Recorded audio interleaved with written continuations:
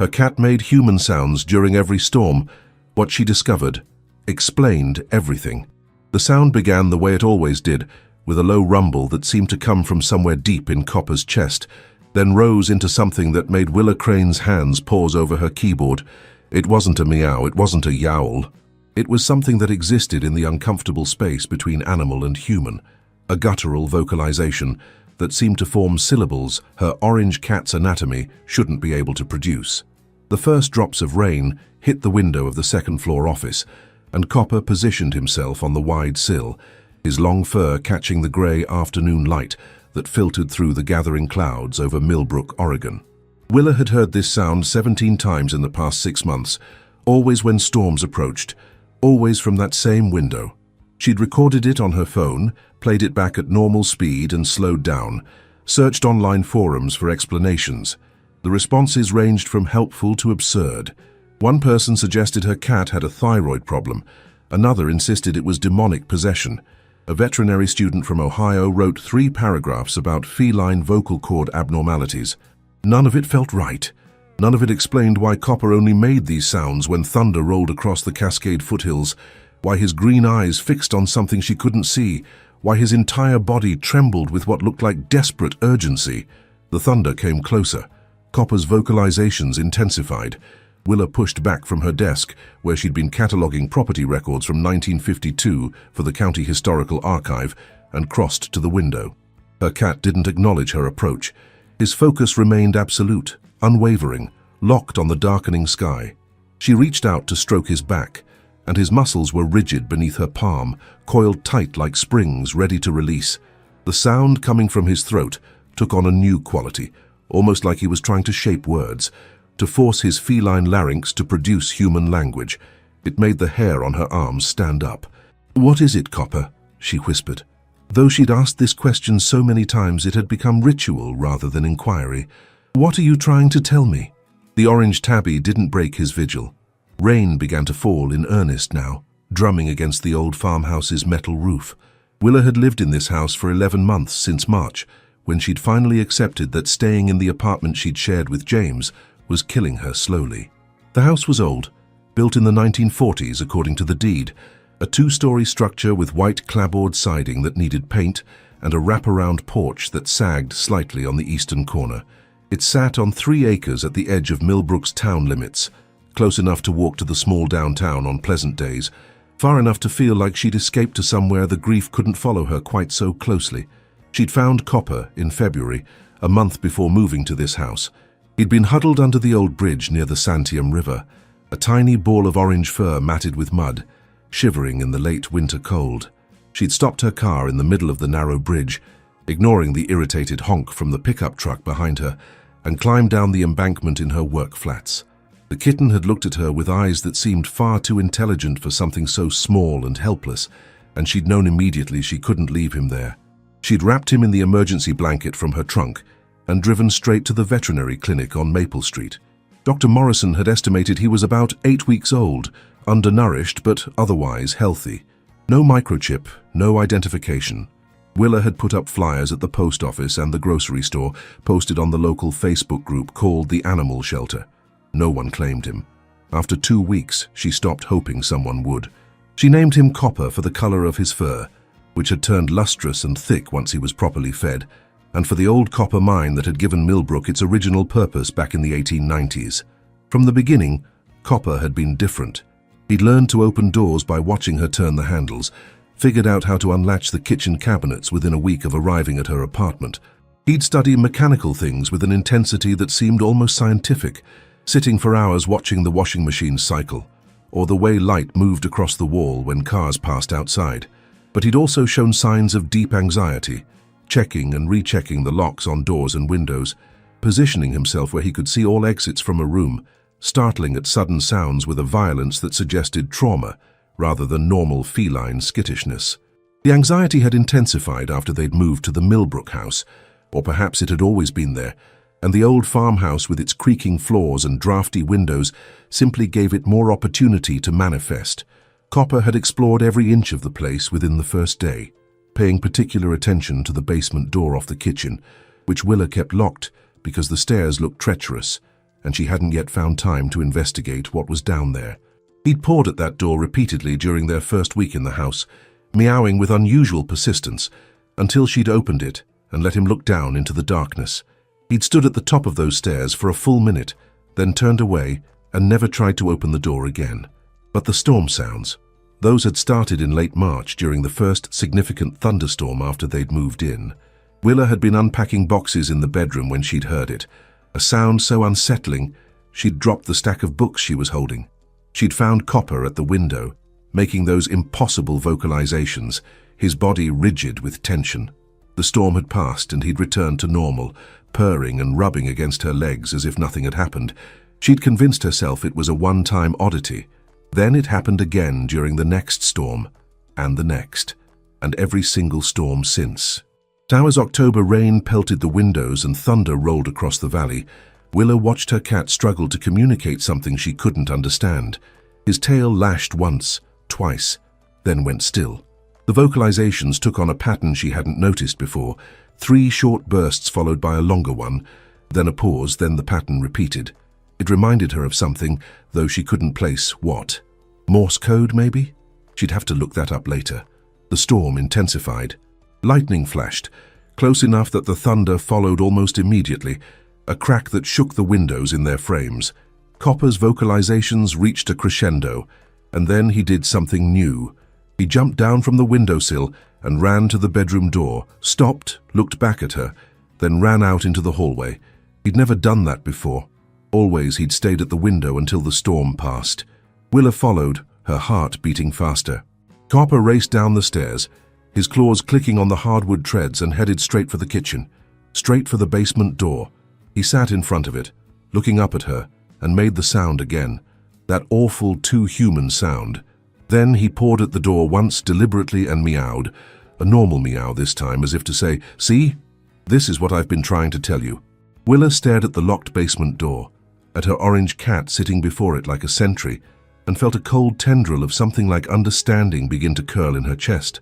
But before she could process it, before she could decide whether to unlock that door, her phone rang. She pulled it from her pocket and saw Thora's name on the screen, her niece, who she'd been meaning to call back for 3 days now. She answered, distracted, her eyes still on Copper and the door. "Aunt Willa, are you okay? You sound weird." "I'm fine, just Copper's doing that thing again with the storm." "The weird sounds?" Thora's voice carried professional interest now. She was in her final year of veterinary school at Oregon State, and she'd been fascinated by Copper's behavior since Willa had first described it. "Have you recorded it this time?" "I have recordings from before, but Thora, he just did something different. He ran to the basement door. He's never done that before." "Oh, that's actually interesting. Could suggest a source-seeking behavior. Is there something in the basement that might be triggering him?" "I don't know. I haven't been down there yet. The stairs look unsafe, and I keep meaning to get someone to check them out before I—" Thunder interrupted her, loud enough that she heard it echo through the phone connection from wherever Thora was. Her niece laughed. "Same storm. I'm at the library in Corvallis. Look, I'm coming home this weekend for Dad's birthday thing. I'll bring my stethoscope and some other equipment, do a proper examination of Copper, and maybe we can check out that basement together if you want. Safety in numbers and all that." They talked for a few more minutes, making plans, and by the time Willa hung up, the worst of the storm had passed. Copper was no longer at the basement door. She found him in the living room, curled on the back of the sofa where afternoon light would normally stream through the big picture window. He was grooming himself with exaggerated calm, as if he hadn't just been making sounds that defied biological explanation. When she sat down next to him, he paused mid-lick and gave her a look that was unmistakably judgmental. She could almost hear his thoughts. "I tried to show you. You didn't listen." "I'm sorry," she said, scratching behind his ears. "I don't understand what you're trying to tell me, but I'm trying, okay? I promise I'm trying." Copper resumed grooming. Outside, the rain softened to a drizzle. Willa looked around the living room she'd furnished with pieces from her old apartment and new things from the thrift store in Albany. The overstuffed armchair James had loved, recovered in blue fabric because she couldn't bear the old brown corduroy. The bookshelf they'd built together one weekend, now holding her collection of historical mysteries and his field guides to Pacific Northwest flora and fauna, which she couldn't make herself donate. The coffee table made from a repurposed door, its surface marked with rings from countless mugs of tea and coffee. They'd shared during 3 years of marriage that ended too soon, too suddenly, too finally. 3 years and 2 months ago, James had been working at the Millbrook Mill, the lumber operation that employed a quarter of the town's population.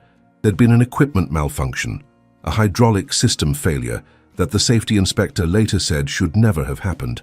James had been in the wrong place at the wrong time, trying to help a co-worker clear a jam. The word accident felt insufficient for something that had erased her future in the span of seconds. People kept using that word at the funeral, as if randomness made it easier to bear. She'd stayed in Portland afterward, in their apartment for nearly 3 years. Her sister Catherine had wanted her to move back to Millbrook, to be closer to family, but Willa had resisted.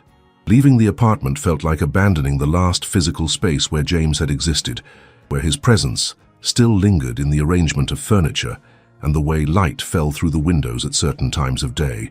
But eventually, the grief calcified into something that hurt differently, not less, just differently, and she'd realized she was becoming a ghost haunting her own life. The job posting for a historical archivist position at the Marion County office had appeared at exactly the right moment, or perhaps she'd finally reached the point where any moment would have been the right one. She'd applied, interviewed via video call, and accepted the position within 2 weeks. The house in Millbrook had been listed for rent at a price she could afford, and Catherine had helped her move, packing boxes with gentle efficiency while tactfully not commenting on how much of James's stuff Willa was bringing along. Now here she was, 11 months into her Millbrook life, with a job that let her disappear into other people's histories, and a cat who seemed determined to pull her into something she didn't understand. The rain had stopped entirely. Copper had finished grooming and was now staring at her with those unsettlingly intelligent green eyes. He blinked slowly, a cat's gesture of affection, and she felt the familiar tightness in her chest ease slightly. Whatever strange behavior he exhibited during storms, he was still her cat, still the small creature who'd chosen to trust her when she'd picked him up from under that bridge. Her laptop chimed from upstairs, reminding her she had work to finish. Property records from 1952 weren't going to catalogue themselves, but as she climbed the stairs, Copper trotting ahead of her with his tail held high, she couldn't stop thinking about the pattern she'd heard in his vocalizations. 3 short, 1 long, pause, repeat. She'd have to look up Morse code, and maybe this weekend when Thora came, they'd actually venture into that basement and see what was down there that made Copper so insistent during every storm. The afternoon faded into evening. Willa worked through dinner, leftover casserole Catherine had brought over earlier in the week, and into the night, losing herself in the careful documentation of old property transfers and deed recordings. It was past 11 when she finally closed her laptop and prepared for bed. Copper was already asleep on his favorite spot on her pillow, having forgiven her for whatever transgression she'd committed by not following him to the basement door. She lay in the darkness listening to him purr and thought about the question she'd been avoiding since that day under the bridge. Why had this particular cat needed her? Millbrook Animal Control picked up strays all the time. The shelter in Albany was full of cats needing homes, but she'd been the one driving across that bridge at that exact moment. She'd been the one who'd stopped and climbed down and scooped up a muddy kitten in an emergency blanket. Coincidence, probably. Random chance. The universe didn't arrange meaningful meetings between people and cats, but as she drifted towards sleep, she remembered something James used to say, a quote from some book she'd never read. There are no coincidences, only patterns we haven't recognized yet. She'd laughed at his fondness for that kind of mystical thinking, she who worked in archives where everything was documentation and evidence and provable facts. Now though, listening to Copper's steady breathing in the darkness of an old farmhouse during the first October of her second life, she wondered if maybe James had been onto something after all. The next morning arrived with the kind of crisp clarity that follows autumn storms in Oregon. Willa woke to find Copper sitting at the bedroom window, silhouetted against the pale dawn light, watching something in the yard with intense focus. She followed his gaze and saw a chickadee working at the bird feeder she'd hung from the maple tree. Normal cat behavior, watching birds, comforting in its ordinariness. She went through her morning routine, shower, coffee, toast with jam, checking work email, while Copper performed his own rituals of breakfast and post-meal grooming. By 8:30, she was at her desk in the upstairs office. and by 9 she'd fallen into the comfortable rhythm of data entry and document review that made the hours pass painlessly. She was halfway through a particularly interesting deed transfer from 1952 when she heard a knock at the front door. Copper, who'd been napping in a patch of sunlight on the floor, leapt up and raced downstairs. Willa followed more slowly, wondering who'd be visiting on a Thursday morning. Through the door's side window, she saw a woman about her own age wearing a purple cardigan and carrying a basket covered with a checkered cloth. The neighbor from next door, Coralie Voss, whom Willa had met briefly when she'd first moved in, but hadn't talked to much since. "Good morning," Coralie said when Willa opened the door. "I hope I'm not interrupting. I made extra zucchini bread, and I thought you might like some. The garden's been absurdly productive this year, and I can only eat so much zucchini myself."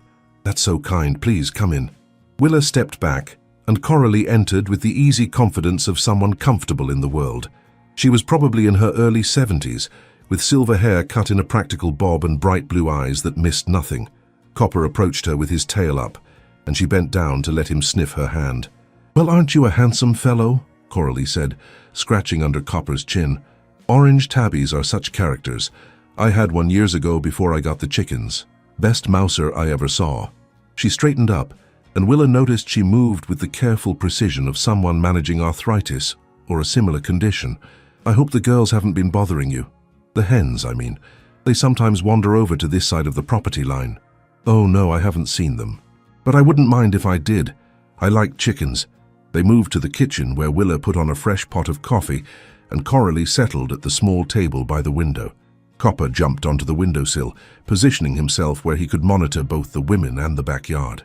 In the morning light, Willa could see the property line between her 3 acres and Coralie's 2, marked by an old split-rail fence that was more decorative than functional. Beyond Coralie's yard, she could see the chicken coop, painted barn red, and several brown hens pecking at the ground.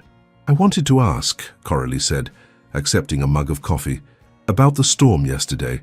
Did you notice anything unusual?" Willa paused in the act of cutting the zucchini bread. "Unusual how?" "Oh, I thought I heard odd sounds coming from this direction during the thunder.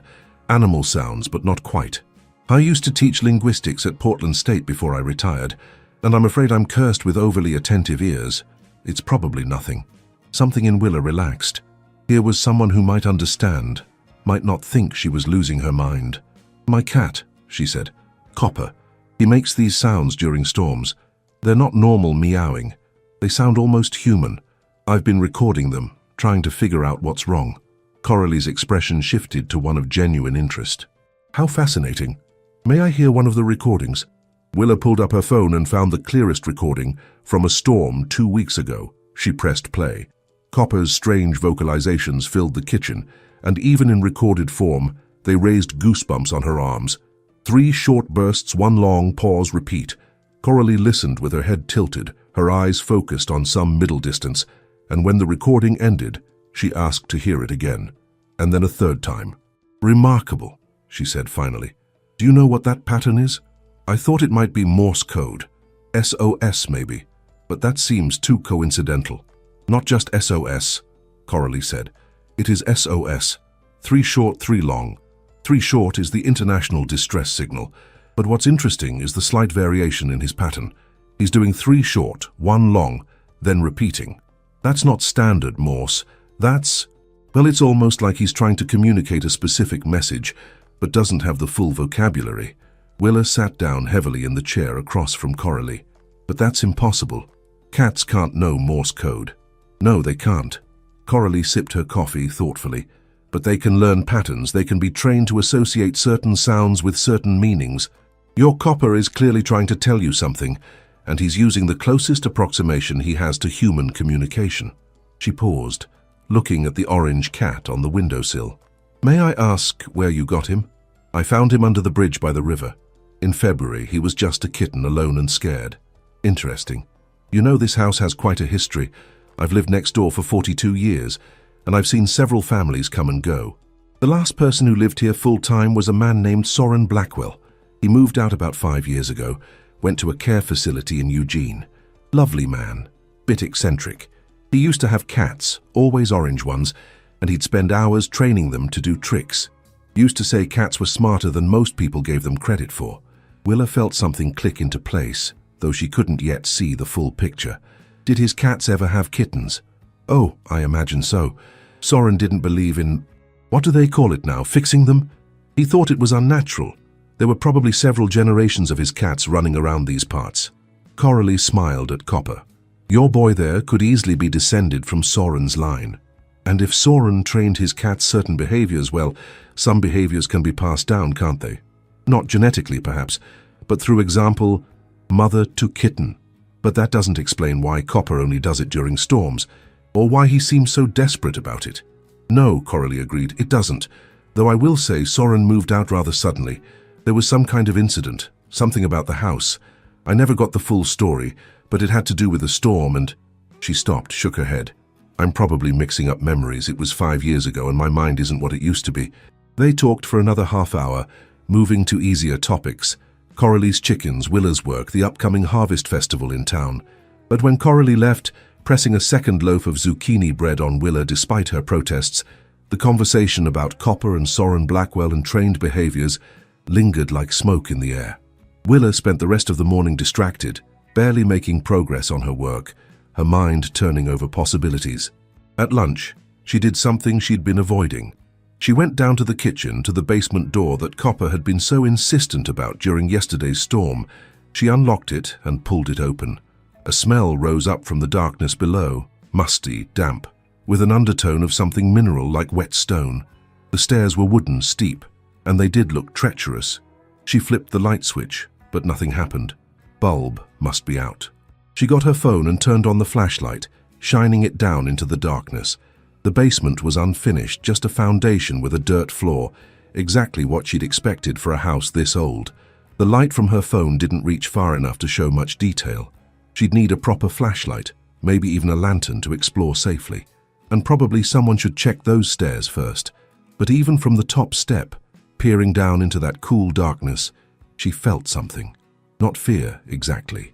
More like the sensation of standing at the edge of something significant, some truth waiting to be uncovered. Copper appeared beside her, silent as shadows, and looked down into the basement. He didn't make his storm sounds, but his body was tense, alert. After a moment, he turned and walked away, his tail low.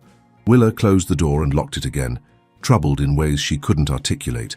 The rest of the week passed uneventfully. No storms, no strange vocalizations from Copper.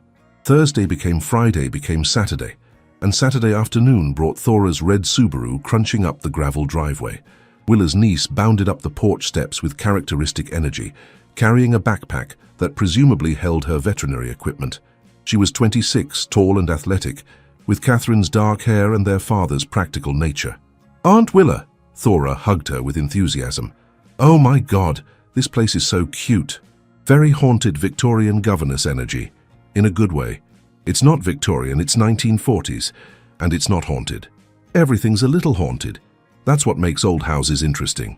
Thora dropped her backpack by the door and looked around. So where's the famous Copper? I'm ready to do a full workup. The examination took place in the living room, with Copper surprisingly cooperative, as Thora listened to his heart and lungs, checked his reflexes, palpated his abdomen, and performed a dozen other tests that Willa only half understood. Throughout it all, Thora kept up a running commentary, explaining what she was checking for and why. By the end, her verdict was definitive. Copper was in perfect health. Physically, there's nothing wrong with him, Thora said, making notes on her tablet. His vocal cords are normal. No neurological signs, no thyroid abnormalities. Whatever he's doing during storms, it's behavioral, not medical. Coralie, my neighbor, thinks it might be learned behavior. She says the previous owner used to train his cats. That's actually plausible. Cats are way more trainable than most people think. They're just selective about when they cooperate. Thora scratched Copper's ears, and he purred, the picture of feline contentment. So what's this about a basement? They spent the next hour making the basement safe to explore. Thora had brought a battery-powered lantern from her car, and together they tested each step, checking for rot or weakness. The stairs were solid, just old, and once Willa replaced the burned-out bulb at the top of the stairs, they had adequate lighting. The basement was exactly what it appeared to be from above. Unfinished, with stone foundation walls and a dirt floor, crisscrossed with old wooden beams supporting the house above. But it was also clearly a place where someone had spent time. In one corner, there was a workbench with rusted tools. In another, several metal shelving units held mason jars, canning equipment, and other household items from decades past. And in the far corner, partially hidden behind a stack of wooden crates, they found something unexpected, a small wooden box about the size of a shoebox with a latch that opened easily.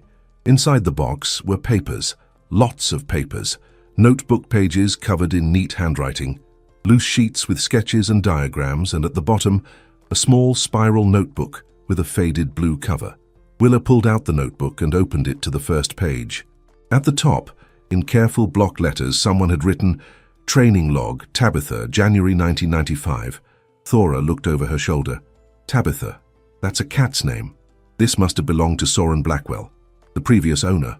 Willa flipped through the pages, each one detailing training sessions with a cat named Tabitha, teaching her to ring a bell for food, to open doors, to fetch specific objects.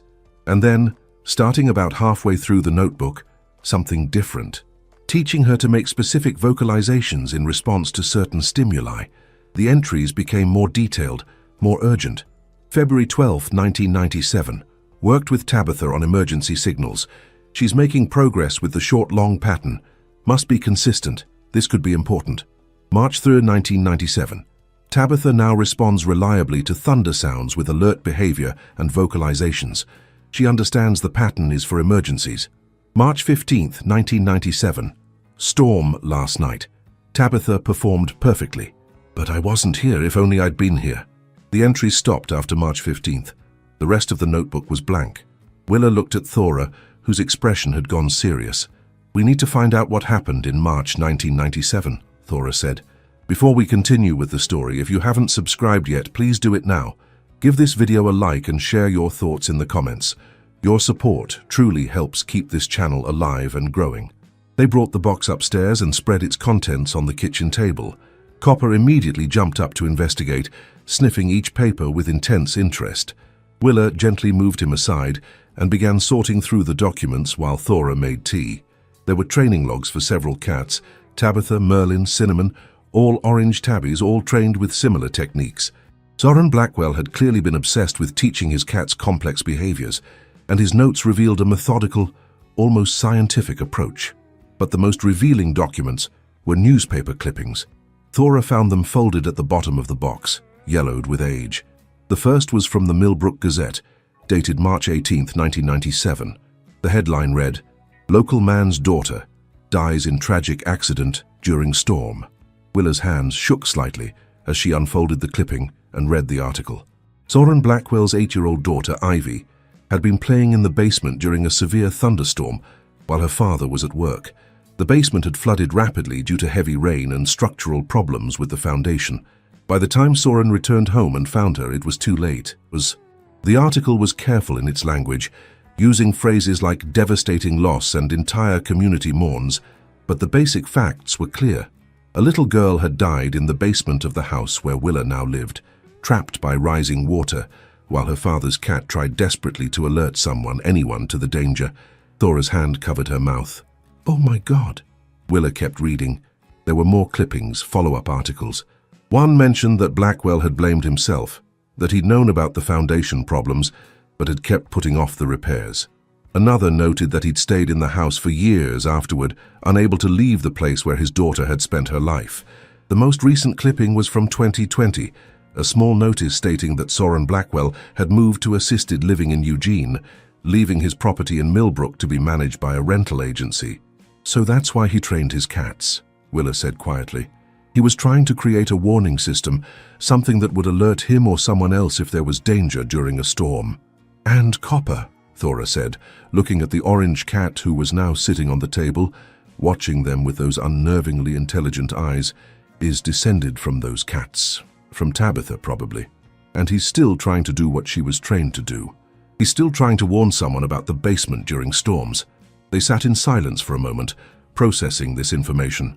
Outside, the afternoon sun was beginning to lower toward the horizon, casting long shadows across the kitchen.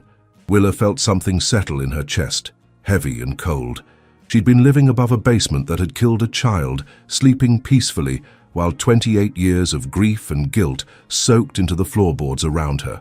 "We should check the foundation," Thora said finally. "Like right now, if there are still structural problems you need to know." They went back down to the basement, this time with purpose. Thora had her phone out, using the flashlight to examine the stone walls carefully. It didn't take long to find what they were looking for. In the eastern corner, where water pipes ran along the foundation, there were visible cracks in the mortar between the stones. Not huge, but significant. And when Thora pressed her hand against the wall, it came away damp. "This is bad," she said. "See these cracks? Water's definitely getting in. During a heavy rain, this whole corner could flood pretty quickly. And if the cracks are this visible, the structural integrity is probably compromised." She looked at Willa with concern. "You need to get this fixed. Like, immediately. Before the next big storm." Willa nodded, her mind already calculating costs she couldn't afford. Foundation repair wasn't cheap, especially in a house this old. But the alternative was unacceptable. She couldn't live here knowing that every storm brought the risk of catastrophic flooding, knowing that Copper had been trying to tell her exactly this for months, knowing that a little girl had died because these same repairs were never made. They spent the rest of Thora's visit making plans. Thora knew a structural engineer from her dad's construction business who could come evaluate the foundation. Willa would call him first thing Monday morning. In the meantime, they'd monitor weather forecasts closely, and if any major storms were predicted, Willa would stay somewhere else. Thora suggested her parents' house or Coralie next door, but Willa couldn't imagine explaining any of this to Catherine yet. After Thora left, promising to check in daily, Willa sat on the porch with Copper in her lap, watching the sun set over the valley. The sky was clear, stars beginning to emerge in the deepening blue. No storms forecasted for at least a week. She stroked Copper's soft fur and he purred, a deep rumbling sound entirely different from the desperate vocalizations he made during thunder. "You were trying to keep me safe," she murmured to him. "All this time, you were doing what you were born to do. What your mother and grandmother, and who knows how many generations before her were trained to do." Copper looked up at her, blinked slowly, and she felt tears prick her eyes. "I'm sorry I didn't understand sooner." The following Monday, Dale Morrison, the structural engineer and Thora's father's friend, came to inspect the basement. He was a compact man in his 50s with graying hair and the careful demeanor of someone who'd seen enough structural failures to take every job seriously. He spent 2 hours in the basement, measuring, photographing, taking notes. When he emerged, his expression told Willa everything she needed to know before he spoke. "Your foundation has significant water damage and structural compromise," he said, showing her photos on his tablet. "These cracks have been developing for years, probably decades. The eastern corner is the worst, but there are issues along the entire eastern wall. During heavy rain, you're at serious risk of flooding, and in a worst-case scenario, there could be partial foundation collapse. Can it be fixed? Yes, but it's not going to be cheap or quick. We're looking at waterproofing, crack repair, possibly some excavation to improve drainage, and reinforcement of the compromised sections. I'd estimate between $20,000 and $30,000, and it'll take at least 6 to 8 weeks once we start, maybe longer depending on weather conditions." Willa's savings account, carefully rebuilt over 3 years of careful living, had about $12,000. She'd have to get a loan, or maybe not fix it at all, move somewhere else, start over again just when she'd begun to feel settled. But even as the thought crossed her mind, she knew she wouldn't do that. This house had secrets and sorrows, but it was hers now and Copper's, and somehow the fact that a man had loved his cats enough to train them to call for help made it worth saving. "When can you start?" she asked. Dale's expression softened. "I can have a crew here next Monday, but Willa, you need to understand. You can't stay here during heavy storms until this is fixed. The risk is too high." "I understand." She called Catherine that evening and explained the situation, leaving out the parts about Copper's vocalizations and Soren Blackwell's training logs and the ghost of a little girl who died in a flooded basement. Catherine immediately offered their spare room, insisting Willa stay with them for the duration of the repairs.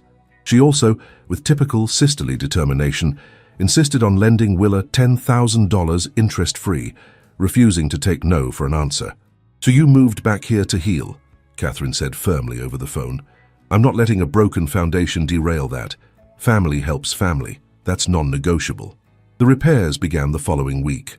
A crew of 4 men arrived Monday morning with equipment and materials, and for the next 6 weeks, Willa's life was filled with the sounds of jackhammers and saws, and the steady beep beep beep of trucks backing up.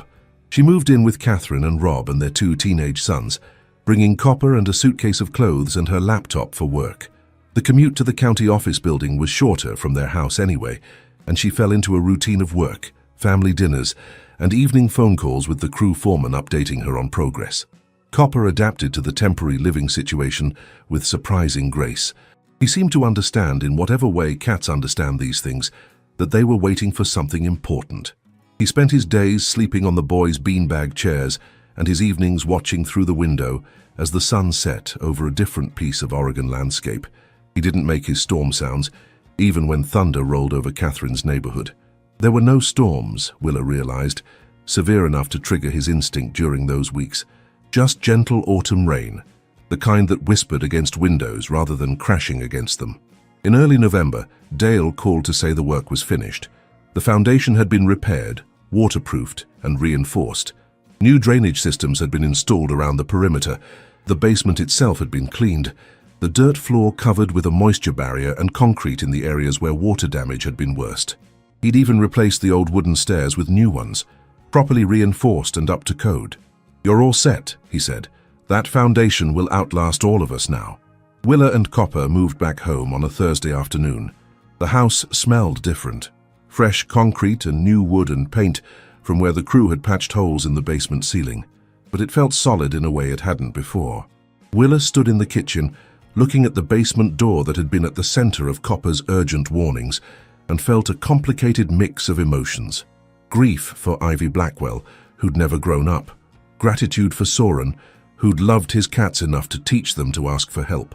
And something like pride in Copper, who'd carried forward that training across generations, who'd tried so hard to keep her safe.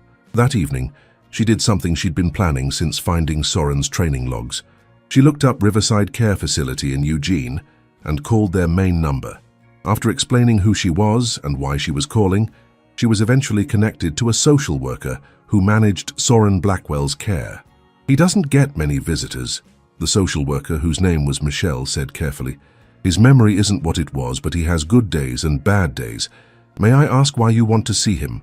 Willa explained about the house, about Copper, about finding the training logs. She didn't mention Ivy at first, but Michelle clearly already knew that story. When Willa finished, there was a long pause. "He still talks about his cats," Michelle said quietly. "Especially Tabitha. He says she tried to save Ivy, that if only people had understood what she was trying to say." Another pause. "I think it would mean a lot to him to know that someone finally did understand, that his work wasn't for nothing." They arranged a visit for the following Saturday. Thora offered to drive, and they made the trip to Eugene together, Copper secured in a carrier in the back seat. The care facility was pleasant enough, a modern building with extensive gardens located near the river. Michelle met them in the lobby and led them to a sunroom where an elderly man sat in a wheelchair, looking out at a bird feeder hanging from a nearby oak tree. Soren Blackwell was in his 80s, thin and fragile looking, with white hair and hands that trembled with palsy. But his eyes were alert when Michelle introduced them, and when Willa opened Copper's carrier and the orange cat emerged, something like wonder crossed his face.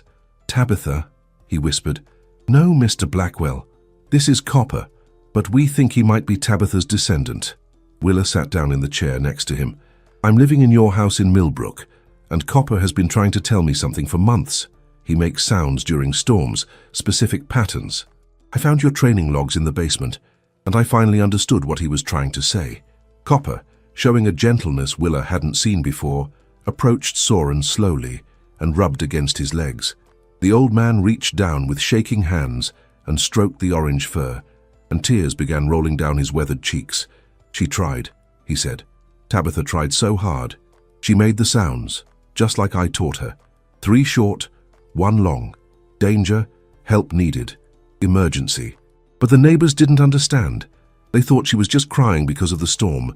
"And I was at work, and by the time I got home..." His voice broke. "I know," Willa said gently. "I know about Ivy. I'm so sorry." They spent an hour with Soren. He told them about training Tabitha, about how he'd read an article about service dogs learning emergency signals and wondered if cats could do the same. He'd been motivated by practical concerns at first. He worked long hours and he wanted a way for his animals to alert neighbors if something was wrong. But after Ivy died, it had become something else. An obsession, maybe, or a penance. He'd continued training cats for years, each one learning the emergency vocalization, each one a living monument to his daughter and his failure to protect her. "I should have fixed the foundation," he said, his voice barely audible. "I knew it was cracked. I kept meaning to deal with it, but money was tight and it seemed like something that could wait." And then he looked at Copper, who had settled in his lap, purring. "I stayed in that house for 23 years, couldn't make myself leave. Every room had memories of her. But the basement, I never went down there again after that day. Never fixed it, never cleaned it out, never did any of the things I should have done." "It's fixed now," Willa told him. "The foundation is repaired. And Copper," she paused, gathering her thoughts, "Copper did what you taught Tabitha to do. He warned me. He made me understand. Because of him, because of what you taught his ancestors, that basement will never hurt anyone again." Soren looked at her with such gratitude that she had to look away. "She didn't fail," he said. "Tabitha didn't fail. Someone finally understood." "No," Willa agreed. "She didn't fail, and neither did you. You created something that lasted across generations. You taught cats to ask for help, and one of them did, and I listened." When they left, Soren was still holding Copper, still crying quietly, but the tears seemed lighter somehow. Michelle walked them to the door and thanked them for coming. "That's the most alive I've seen him in months," she said. "Please visit again if you can. I think it would mean the world to him." On the drive back to Millbrook, Thora was quiet for a long time. Then she said, "Do you think cats can really inherit learned behaviors like that? I mean, genetically?" Willa thought about it. "I don't know. Maybe not genetically. But if Tabitha had kittens, and she made those sounds during storms, her kittens would have heard them. And if they had kittens and so on, generation after generation, all hearing their mothers make specific sounds in response to specific stimuli. I think behaviors can be passed down, even if it's through example rather than genetics." "Epigenetics," Thora murmured. "Environmental factors influencing gene expression across generations. It's controversial, but there's evidence for it in mammals." She glanced in the rearview mirror at Copper, who was sleeping peacefully in his carrier. "Either way, he's remarkable. You're both remarkable." The weeks that followed settled into a new normal.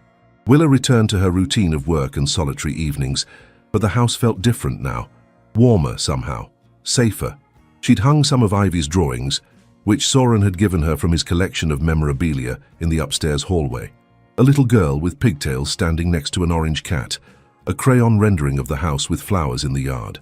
Simple childhood art that transformed the house from just a structure into a home with a history, with love embedded in its walls alongside the grief. She visited Soren twice more before winter settled in fully. The second visit, she brought the training logs and returned them to him, though he insisted she keep Tabitha's notebook. "So you remember," he said. "So someone remembers what we tried to do." The third visit, in late December, was just before Christmas. Soren had declined noticeably, Michelle warned her, but he was having a good day and had asked for her specifically. When she arrived, he was in the same sunroom, but this time he had a wrapped package waiting for her. "For Copper," he said when she opened it. Inside was a worn leather collar, orange and soft with age. "It was Tabitha's. I'd like him to have it." Willa's throat tightened. "Are you sure?" "I'm sure. She'd want her—" he struggled for the word. "Her legacy to continue." "That's what he is, isn't he? Her legacy." Willa fastened the collar around Copper's neck that evening, and he wore it with dignity, as if he understood its significance. The leather was soft and comfortable, and though Willa had worried he might fuss with it, he seemed to accept it as naturally as he'd accepted everything else about his unusual life. January brought the winter storms that Pacific Northwest residents knew well. Rain fell in sheets, wind howled around the corners of the house, and thunder rolled across the valley with regularity. The first time a storm arrived after the foundation repairs, Willa found herself tense with anticipation, wondering if Copper would make his sounds again, wondering if the repairs had truly solved the problem. Copper positioned himself at the upstairs window as always, watching the storm approach. But when the thunder came, he didn't vocalize.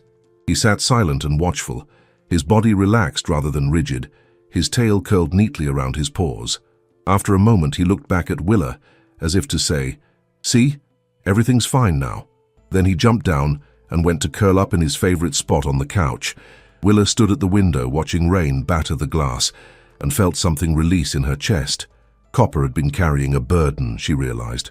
A generational responsibility to warn about danger, passed down from mother to kitten across decades, and now, with the danger resolved, he was finally free of it. But she was wrong about that, she discovered during the next storm. It came in early February, almost exactly a year after she'd found Copper under the bridge. This storm was fiercer than the earlier January storms, with winds strong enough to rattle the windows and rain so heavy it sounded like gravel hitting the roof. Willa was working late in her office when the first thunder rolled through, and she heard a familiar sound from downstairs. Not the desperate vocalizations of before, but something softer, almost like conversation. She went downstairs and found Copper at the kitchen window, making quiet chirping sounds interspersed with low meows, watching the storm with calm interest rather than agitation. When he saw her, he meowed once, a normal cat meow, and then went back to watching the rain. "You still want to monitor storms?" Willa said, understanding. "It's part of who you are now, but you're not afraid anymore. You're just aware." Copper's tail swished once in what might have been agreement. Willa sat down on the floor next to him, and together they watched the storm rage outside the warm safety of their home. The basement remained dry. The foundation held firm. And Copper, descendant of Tabitha, keeper of an unusual family tradition, maintained his vigil with professional interest rather than panic. Spring came to Oregon the way it always did, gradually and then suddenly. Grey days giving way to intervals of sunshine that lengthened and warmed until the whole valley erupted in green and flowers. Willa's garden, which she'd planted in fits and starts the previous year without much plan, began to flourish. Catherine helped her put in a proper vegetable plot, and Coralie provided advice and starter plants from her extensive collection. "Your garden's going to need a lot of attention this year," Coralie said one April afternoon, kneeling beside Willa to transplant tomato seedlings. She moved more slowly than she had the previous fall, and Willa had noticed she sometimes used a cane now. These tomatoes especially. They're heirloom varieties, very productive, but they need consistent watering and proper support. "I think I can manage that. Work has been slow lately." Which was true. The Historical Archive project had reached a natural lull between major document collections, and Willa's supervisor had suggested she take some time off to use up accumulated vacation days. Good. A garden is healing work. I learned that after my husband passed. That was, 15 years ago now. Putting your hands in soil, nurturing things to grow, watching life persist despite everything, there's something profound in that. They worked in comfortable silence for a while, and Copper supervised from a sunny spot nearby, occasionally batting at an unfortunate bug that ventured too close. Willa had learned that gardening with Coralie meant long stretches of quiet work, punctuated by small revelations, offered without fanfare or expectation of response.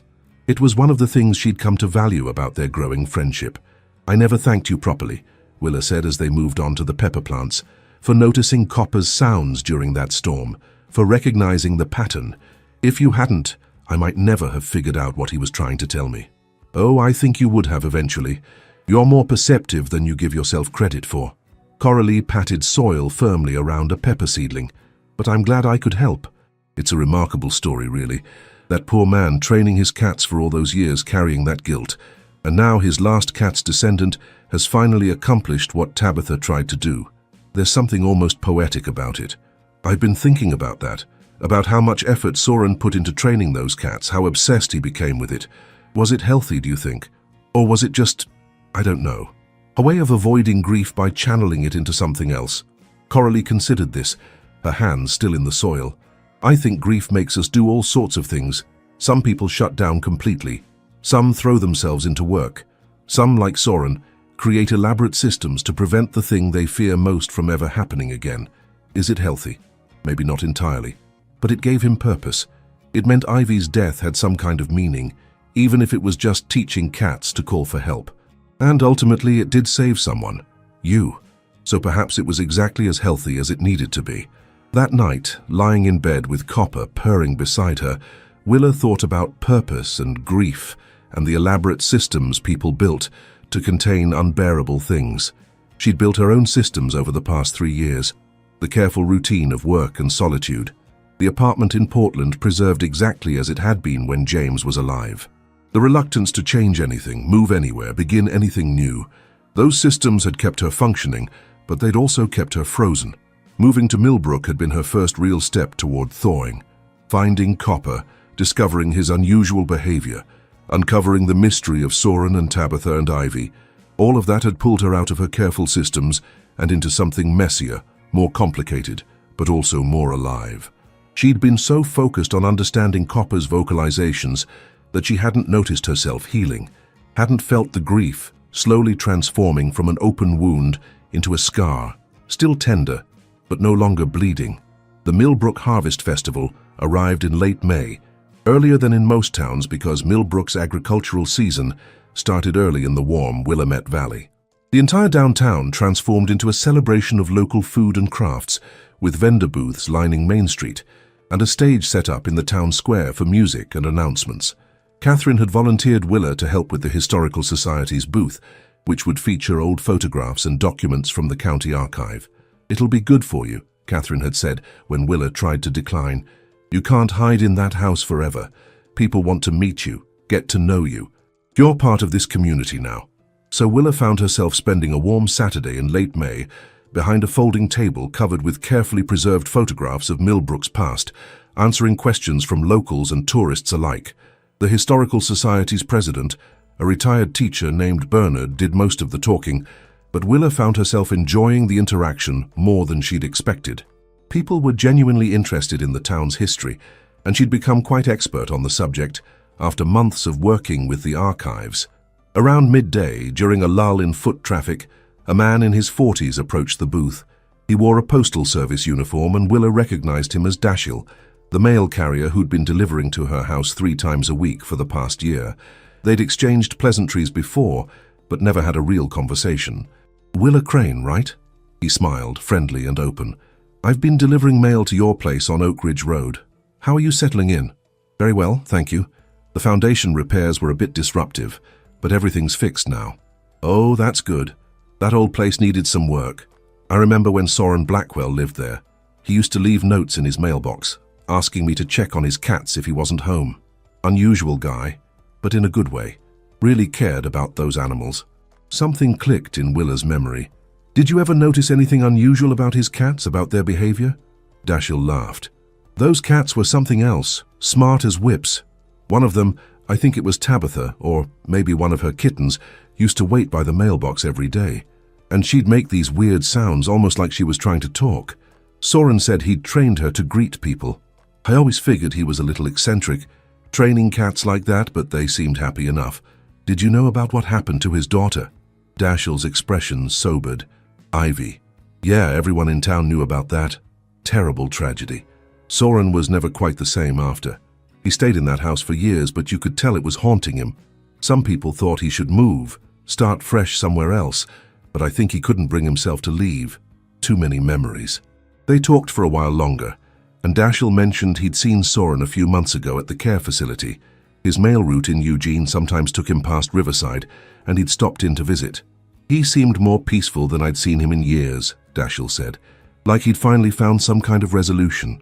After Dashiell moved on to explore the rest of the festival, Willa sat thinking about resolution and how it came in unexpected forms. Soren had found his through knowing that Copper had succeeded where Tabitha had failed. Willa was finding hers through saving a house haunted by someone else's grief, through understanding that healing didn't mean forgetting, through learning to listen when help was offered, even when it came in the form of a cat making impossible sounds during storms. The festival continued around her, a celebration of life and community and persistence. Children ran past with faces painted like butterflies and tigers. The smell of grilled food drifted from vendor stalls. A bluegrass band on the stage played music that reminded Willa of summer evenings on her grandparents' porch, back when the world had seemed simpler and safer. She found herself smiling, genuinely happy in a way she hadn't been since before James died. That evening, after the festival ended and the cleanup began, Willa walked home instead of accepting Catherine's offer of a ride. It was only a mile and a half, and the evening was beautiful, warm but not hot, with a breeze that carried the scent of blooming hawthorn and wild roses. As she walked up Oak Ridge Road toward her house, she could see it in the distance, white clapboard catching the golden light of late afternoon, looking solid and welcoming. Copper was waiting on the porch when she arrived, stretched out in a patch of sunlight, his orange fur glowing. He looked up when she climbed the steps, blinked slowly, and went back to his nap. Everything about his posture suggested contentment, security, the satisfaction of a job well done. No storms today, no warnings needed, just the simple pleasure of sun and safety and home. Willa sat down beside him, running her hand along his back, feeling the strong muscles beneath his soft fur, the steady rhythm of his breathing. Tabitha's leather collar, worn and comfortable now, moved slightly under her fingers. She thought about inheritance, about the things passed down through generations, genes and behaviors, stories and sorrows, love and loss. Copper carried Tabitha's legacy, just as Willa carried James's, just as this house carried Ivy's. But legacy wasn't just about grief. It was also about resilience, about the determination to keep trying, keep warning, keep loving, even when the world seemed determined to break your heart. Summer settled over the valley with its characteristic warmth and long days. Willa's garden flourished under her attentive care, producing tomatoes and peppers and beans in quantities that required her to learn canning, a skill Catherine taught her with patient enthusiasm.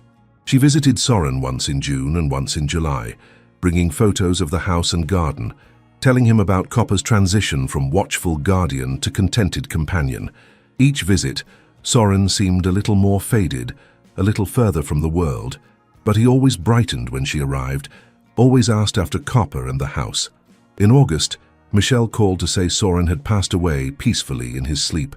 The funeral was small, just a handful of people who'd known him over the years. Willa attended with Thora and Coralie, and afterward learned that Soren had left her something in his will, a box of photographs and documents about the house's history, along with a note written in shaky handwriting. "Thank you for understanding. Thank you for listening. The house is yours in all the ways that matter. Take care of Tabitha's boy. He's the best of all of us." Willa cried when she read it, the first tears she'd shed for anyone other than James in 3 years. But they were different tears, complicated and bittersweet, mourning a man she'd barely known but who'd become important to her story.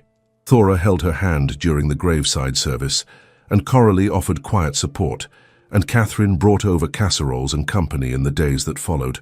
And through it all, Copper remained steady and present, a warm weight on her lap in the evenings, a gentle presence in the rooms of a house that belonged to both of them now. September brought the first hints of autumn and the kind of weather that makes Oregon famous. Misty mornings giving way to warm afternoons, the air rich with the scent of ripening fruit and hay being cut in distant fields. Willa's birthday fell in mid-September, and Catherine insisted on throwing a party, despite Willa's protests, that 49 wasn't a significant milestone. "Every birthday is significant," Catherine declared. "You're alive, we're celebrating, end of discussion." The party was held in Catherine's backyard, with neighbors and co-workers, and people from town Willa had gotten to know over the past year and a half. Coralie came with her famous blackberry pie. Dale Morrison and his wife brought a bottle of wine and stories about foundation repair disasters that made everyone laugh. Thora drove up from Corvallis with a group of her veterinary school friends, and they spent an hour asking Willa questions about Copper's training and behavior, fascinated by the inheritance of learned behaviors across generations. Bernard from the Historical Society cornered her near the food table and told her about a grant opportunity to create a comprehensive digital archive of Millbrook's history. "We'd need someone to lead the project," he said meaningfully. "Someone with experience and passion for preservation. I can't think of anyone better qualified."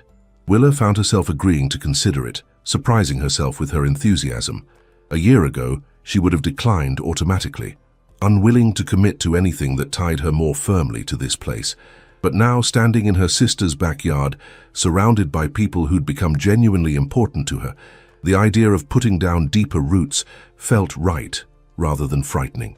As the party wound down and the sun began its descent toward the coastal mountains, Willa stood apart from the small clusters of conversation, watching the light change and thinking about how different her life looked now compared to this time last year.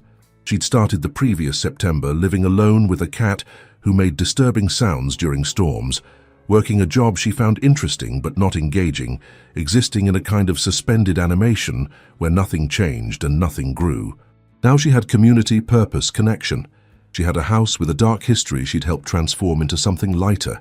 She had a garden that fed her literally and metaphorically. She had Copper, who'd forced her to pay attention, to investigate, to care about something beyond her own grief. "What are you thinking about?" Thora appeared beside her, holding 2 beers and offering one to Willa. "Just how different everything is. How one small decision can cascade into completely remaking your life. You mean finding Copper? Finding Copper? Moving to Millbrook, digging into the mystery of his behavior? All of it? If I hadn't stopped on that bridge in February, if I'd kept driving, where would I be now?" Thora smiled. "Probably still in Portland, still stuck. But you did stop. You paid attention to something that needed help, and that opened up everything else. That's not coincidence. That's just you being who you are." Maybe that was true. Maybe stopping for a muddy kitten under a bridge hadn't been random chance, but rather the inevitable result of being someone who stopped, who helped, who paid attention. And maybe Copper, finding his way to that bridge at exactly the moment she was crossing it, wasn't fate, but rather the logical outcome of generations of cats trained to seek help, to find humans who would listen. The first October storm arrived on a Thursday evening. Willa was reading in the living room, Copper beside her on the couch, when the sky darkened with unusual speed and the first thunder rolled across the valley. She felt herself tense reflexively, old anxiety surfacing, despite knowing the foundation was sound, the basement safe, everything repaired. Copper lifted his head and looked toward the window. For a moment, Willa held her breath, wondering if the vocalizations would return, if some trigger she hadn't anticipated would resurrect that desperate communication. But Copper simply watched the gathering storm with calm interest, ears forward, body relaxed. After a moment, he jumped down from the couch and padded to the window, positioning himself on the sill in his familiar spot. Willa followed, standing beside him, watching as rain began to fall and lightning flickered in the clouds.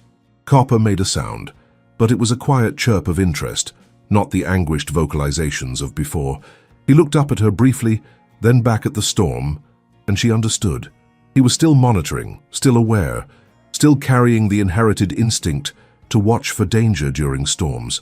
But the frantic urgency was gone because the danger was gone.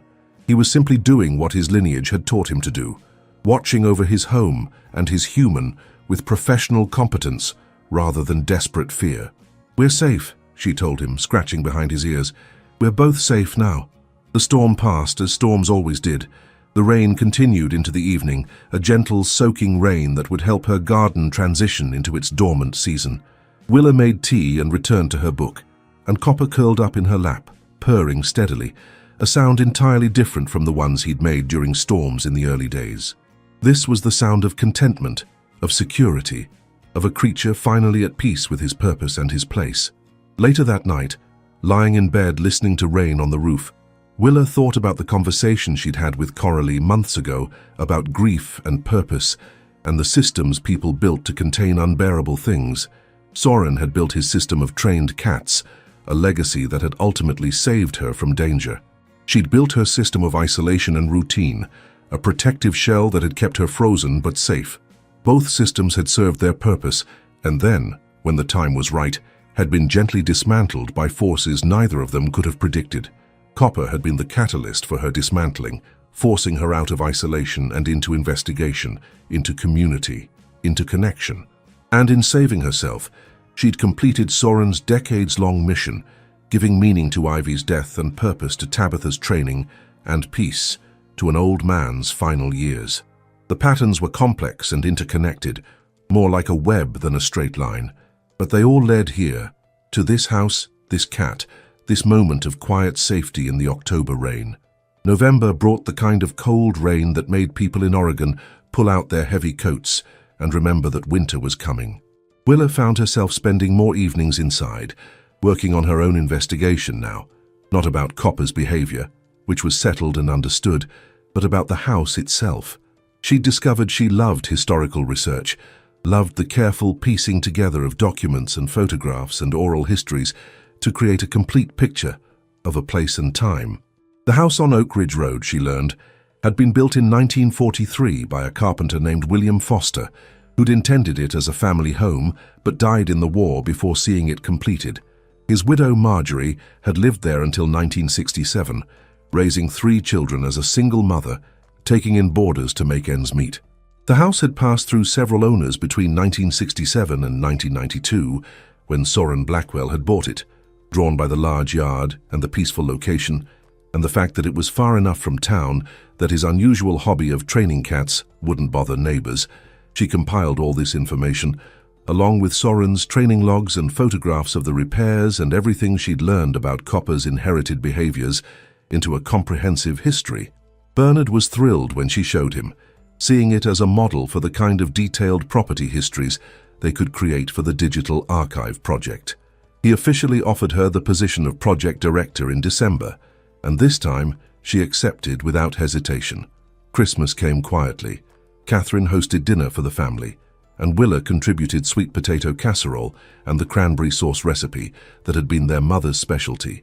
Thora came home from Corvallis with her new girlfriend, a small animal surgeon named Maya, who immediately bonded with Copper and spent an hour examining him with professional fascination.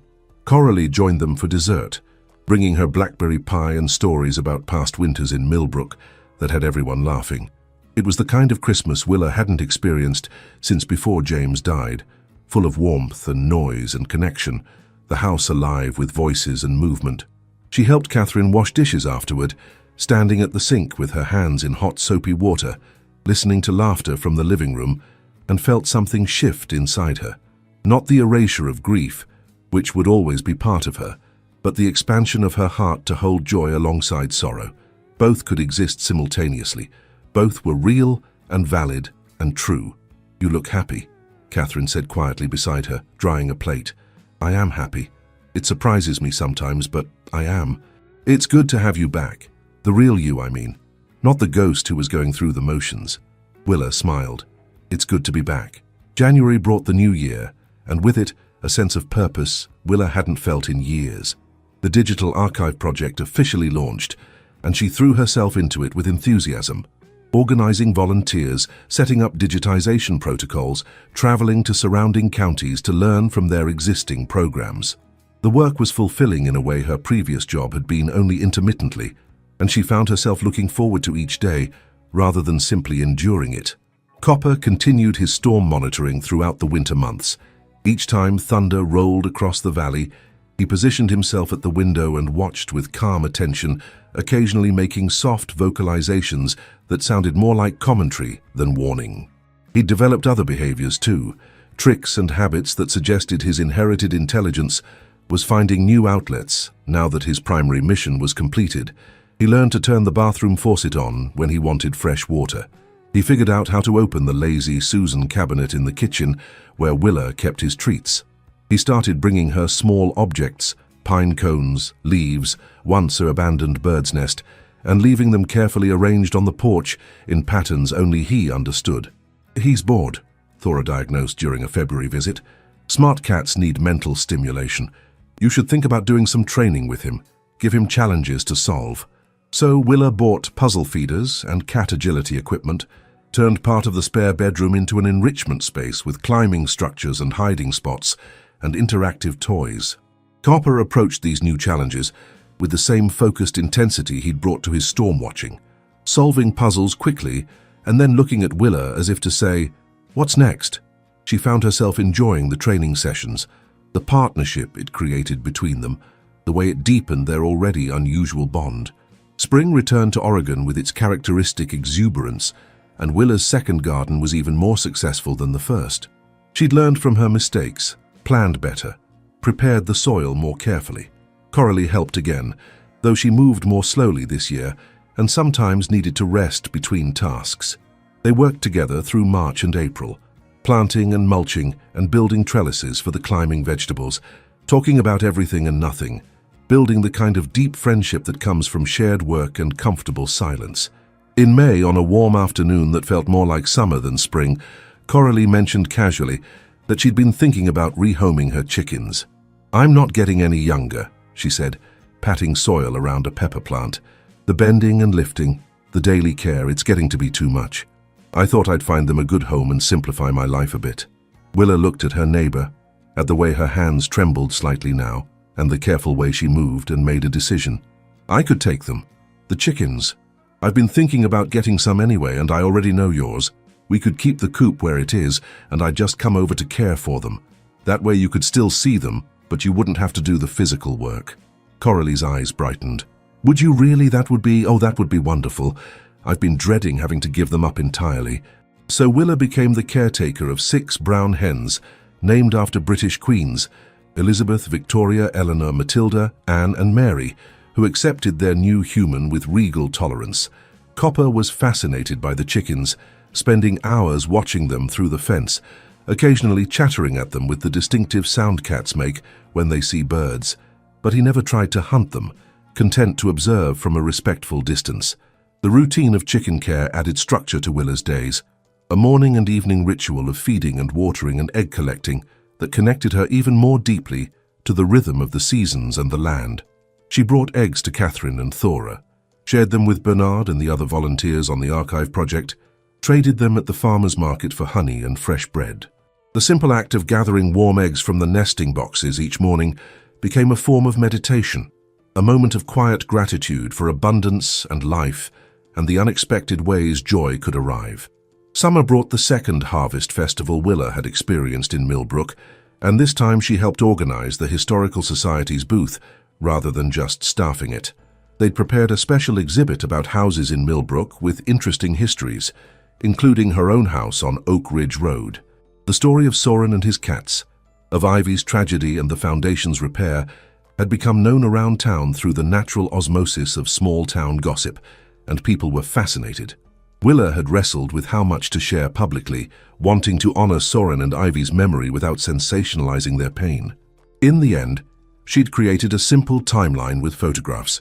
The house being built in 1943, various families who'd lived there, Soren's purchase in 1992, the training logs showing his work with the cats, and finally, the foundation repairs in 2024. She'd written the narrative carefully, focusing on Soren's love for his daughter and his determination to create something positive from tragedy, on the remarkable intelligence of cats and their capacity for learned behavior, on the importance of maintaining the structures that keep us safe. The exhibit was a success, drawing steady crowds throughout the day. People shared their own stories of unusual pet behaviors, of old houses with hidden histories, of grief transformed through purpose and time. Dashiell stopped by and added details about Tabitha's friendly greetings at the mailbox. Coralie contributed her observations about the sounds she'd first noticed during that April storm. Even Dale Morrison came by and talked about the importance of foundation maintenance, which led to several people scheduling inspections of their own older homes. As evening approached and the festival began winding down, Willa stood back and watched people engage with the exhibit, with her story, with the strange and beautiful way Copper's inherited behaviors had led to understanding and healing. She thought about James, about how much he would have loved this story, how he would have been fascinated by the idea of behaviors passing through generations of cats. She could almost hear his voice, excited and theoretical. It's like epigenetic memory, but expressed behaviorally instead of physiologically. That's incredible. The grief still came sometimes, sharp and unexpected, triggered by random things, a song on the radio, the smell of sawdust, a particular quality of light.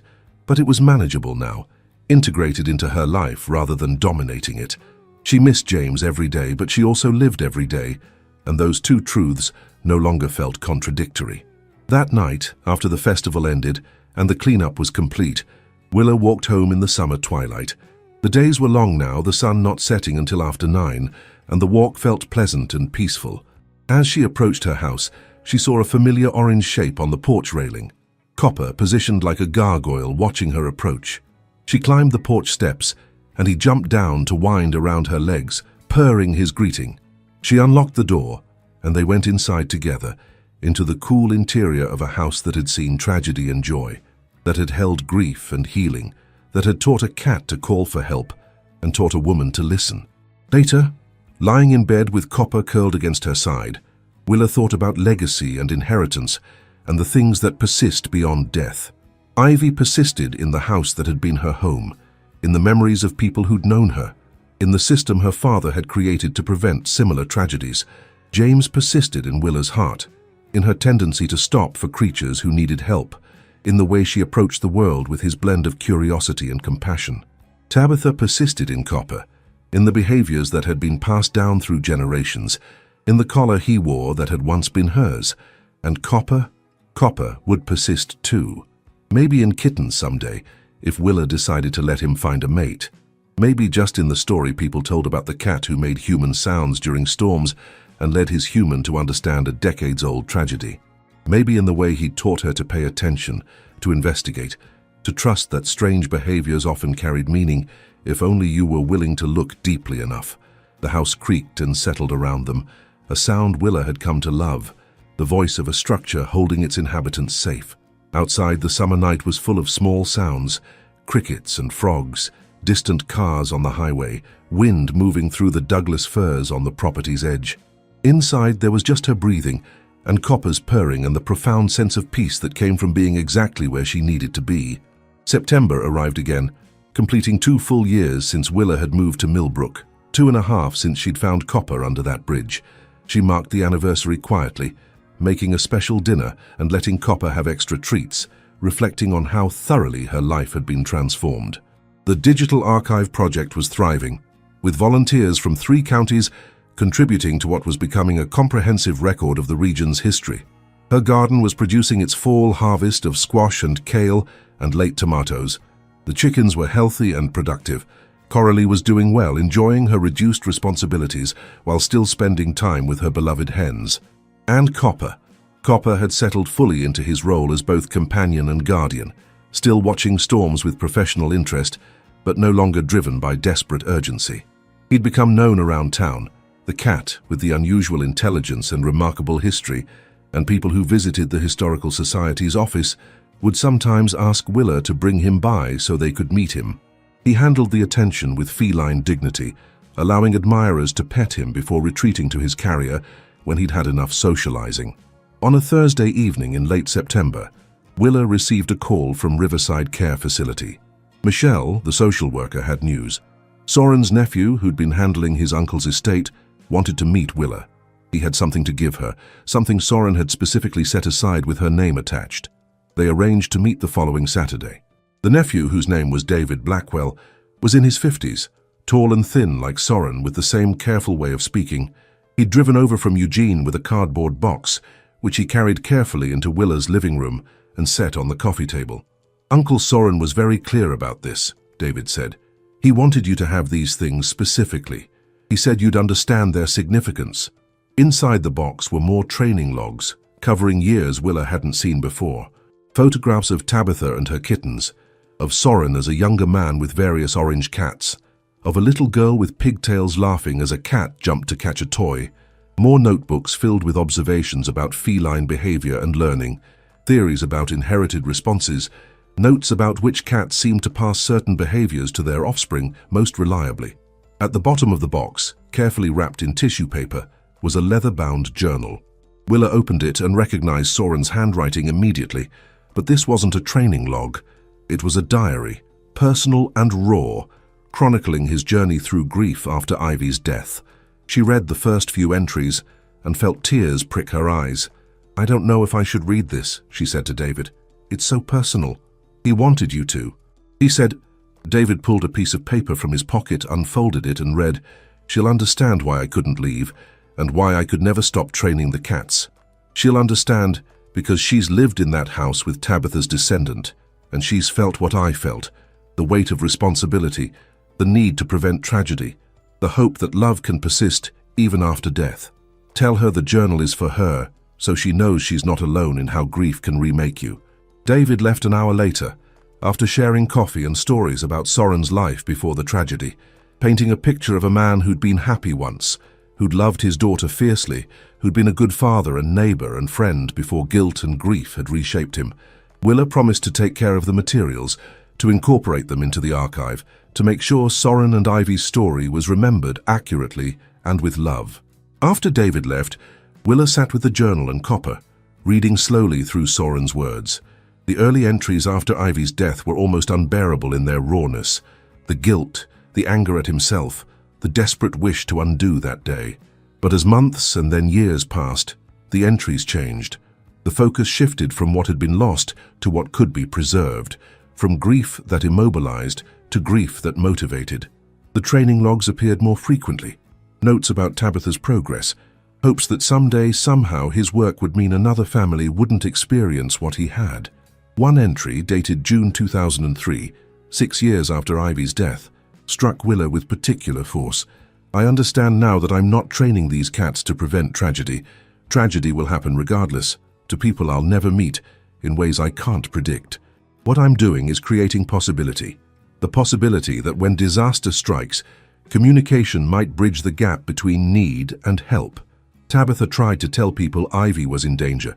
She didn't have the right sounds, the right training, but her descendants might. Someday, somewhere, an orange cat might make the sounds I've taught them, and a human might understand, and maybe that will make all the difference. That possibility is enough to keep going. Willa closed the journal and looked at Copper, who was watching her with his intelligent green eyes. "You did it," she told him. "You made the sounds, and I understood, and it made all the difference." Soren was right. The possibility was enough. October brought the autumn storms, and with them a comfortable rhythm. Each time thunder approached, Copper would position himself at his window, and Willa would join him, and together they'd watch the weather roll across the valley. Sometimes she'd tell him what she was thinking, narrating her day or her plans or her memories, and he'd listen with apparent interest, occasionally making small sounds that felt like responses. Other times, they'd simply exist together in companionable silence, two creatures who'd found each other exactly when they'd needed to, who'd saved each other in ways both practical and profound. The foundation stayed dry, the house stayed strong.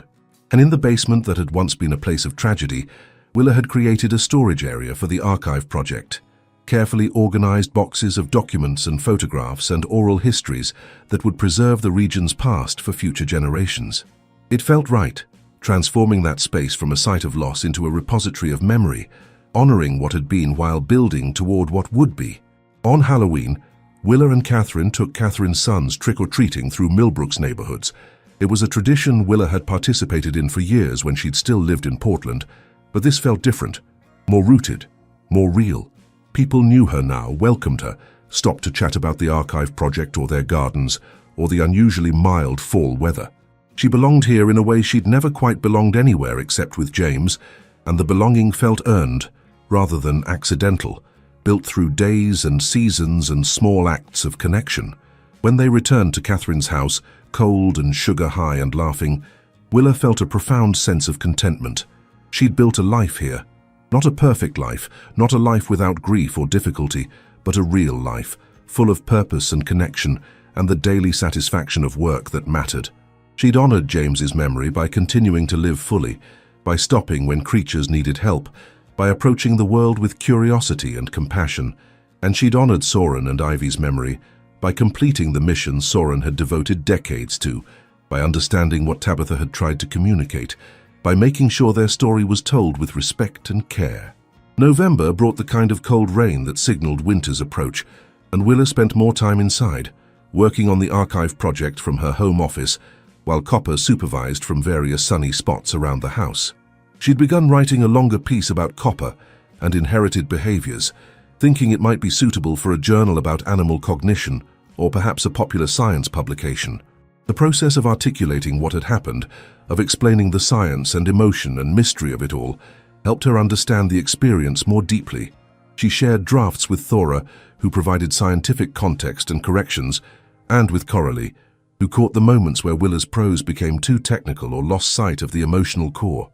The piece evolved through multiple drafts, becoming something that balanced rigorous observation with genuine feeling, that honored both the scientific interest of Copper's behaviors and the human story of loss and healing that gave those behaviors meaning. In early December, she submitted the finished piece to a well-regarded science magazine. She didn't expect anything to come of it.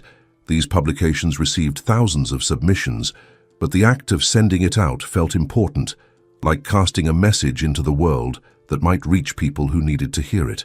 3 weeks later, she received an email from an editor expressing strong interest. They wanted to publish it, possibly as a cover story for their spring issue. Willa read the email 3 times, unable to quite believe it. Her story, Copper's story, Soren's story, all of their stories woven together, would reach readers across the country, maybe the world. The idea was both thrilling and terrifying. She celebrated with Catherine and Thora and Coralie, and they toasted with sparkling cider to stories that persisted, to cats who learned to call for help, to women who learned to listen. Copper, sensing the excitement, but not understanding its source, added his own trills and chirps to the celebration, making everyone laugh. Christmas came again, the second since Willa had moved to Millbrook, and it was marked by the same warmth and connection as the previous year, but deeper now, rooted in an additional year of shared experiences and mutual support. Thora brought Maya again, and they announced their engagement, which led to excited planning discussions that lasted through dessert and beyond. Coralie shared news that she was writing her own memoir, encouraged by Willa's success with the article, focusing on her years teaching linguistics and her observations about human and animal communication. As the year drew toward its close, Willa found herself taking stock, comparing where she'd been 2 years ago, frozen in grief, isolated in her Portland apartment, going through the motions of existence without really living, to where she was now. The transformation was so complete it seemed almost impossible, but it had happened incrementally, through small decisions and accumulated days, through showing up and paying attention and being willing to change. The new year arrived with its typical mix of hope and uncertainty. The article about Copper was scheduled for publication in April, and Willa spent January and February doing additional interviews with the editor, providing photographs, fact-checking every detail. The process was more intensive than she'd expected, but also more rewarding, as the editor's questions helped her articulate aspects of the story she hadn't fully considered before. In March, advance copies of the magazine arrived. Seeing her name on the cover, seeing Copper's photograph, him sitting at the window silhouetted against stormy skies, was surreal. The article itself was beautifully laid out, with additional photographs of the house, of Soren's training logs, of the repaired foundation. They'd titled it "The Cat Who Remembered How Inherited Behavior Saved a Life," which wasn't exactly how Willa would have phrased it, but captured the essence accurately enough. The response, when the issue officially published, exceeded anything she'd imagined. Her email filled with messages from readers sharing their own stories of unusual pet behaviors, of grief and healing, of the ways animals could surprise us with their intelligence and persistence. A producer from a podcast about animal cognition reached out about an interview. A literary agent asked if she'd ever considered writing a book. "You're famous," Thora teased during a video call, but Willa didn't feel famous. She felt exposed, maybe, and humbled by how many people the story had touched. But mostly she felt grateful that Copper had found her, that Soren had trained his cats with such dedication, that she'd been in a position to understand and respond, and ultimately share what she'd learned.